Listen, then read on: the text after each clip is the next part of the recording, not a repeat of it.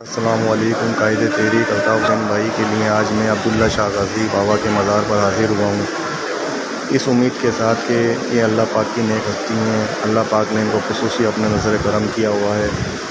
आज 30 मार्च 2023 की तारीख़ है।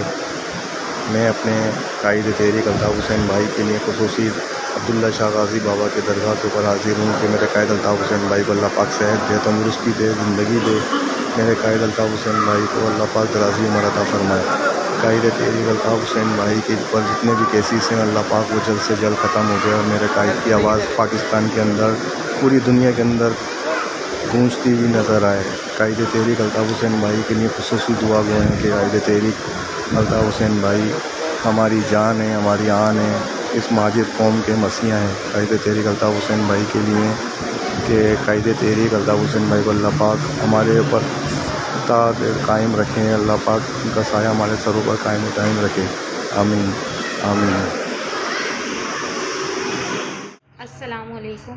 वफ़ा फाउंडेशन एक फ़लाही इदारा है जो कि सिंध और सिंध भर के तमाम शहरी इलाक़ों में भरपूर मदद कर रहा है। बहुत से लोगों की मदद कर रहा है जिनमें मैं भी शामिल हूँ।